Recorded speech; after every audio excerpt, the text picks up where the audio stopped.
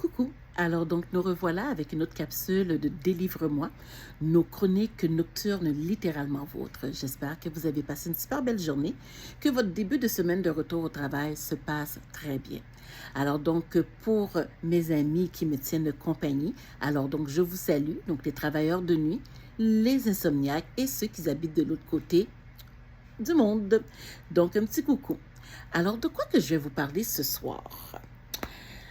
Je me suis demandé, j'ai passé la journée à essayer de voir c'est quoi le sujet de notre rencontre de cette nuit.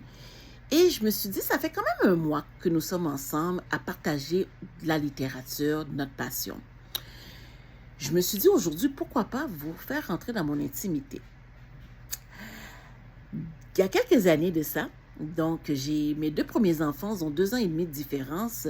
Donc j'ai eu une période de, comment qu'on appelle, une période de lune de miel. Une période où est-ce que j'avais pas le goût de la lecture, j'avais perdu cette envie-là. Et pour cause, parce que je devais courir après les couches, après les dents, après les pleurs, après les cris, après les dodos.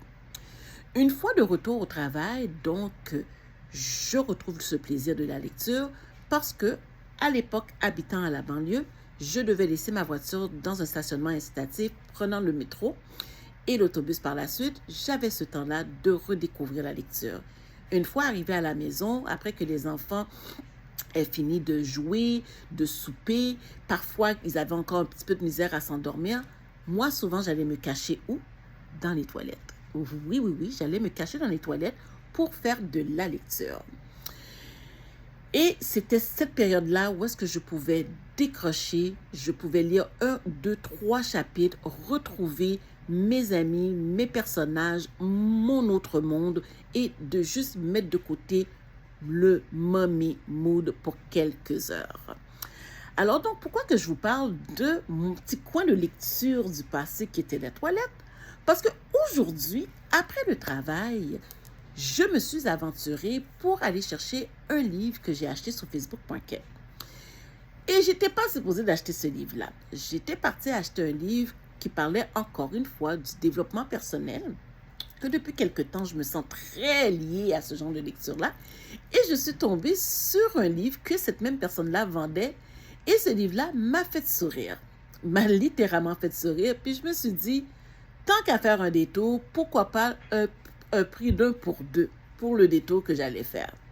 Alors donc, le livre que je vais vous parler aujourd'hui, ça s'appelle Le petit livre pour se cultiver aux toilettes.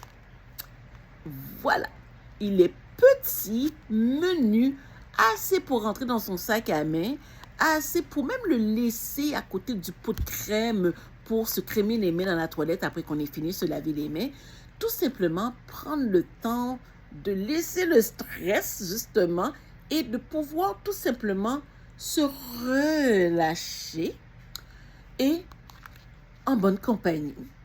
Donc, ça m'a fait sourire parce que, croyez-le ou non, quand je suis arrivée à la maison, je me suis enfermée dans la toilette et j'ai commencé à feuilleter quelques pages. J'ai quand même souri. Je me suis dit, ce livre-là, au lieu de le trimballer avec moi, je vais juste le laisser. Ça fait changement, hein, des magazines. Parce qu'il fut une époque, j'ai jamais compris qu'est-ce que les magazines faisaient dans les toilettes. Mais tandis que celui-là, je me suis dit, pourquoi pas? Donc, ça fait sourire les gens une fois sortis de la toilette et ça fait juste faire un changement d'air. Alors donc, sur ce, je vous laisse là-dessus.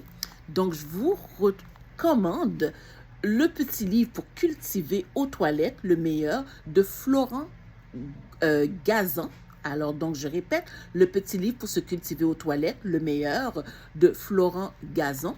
Alors donc, à soi installé dans les toilettes ou à vous promener dans votre petite trousse de secours. Alors donc sur ce, toujours peut-être pas la même heure, mais toujours le même poste, continuez à me partager, à aimer ma page et à me faire des suggestions, on ne sait jamais. Et venez me rejoindre aussi sur TikTok dans Délivre-moi, le numéro 0. Sur ce, bonne fin de nuit, on se voit demain, bye bye.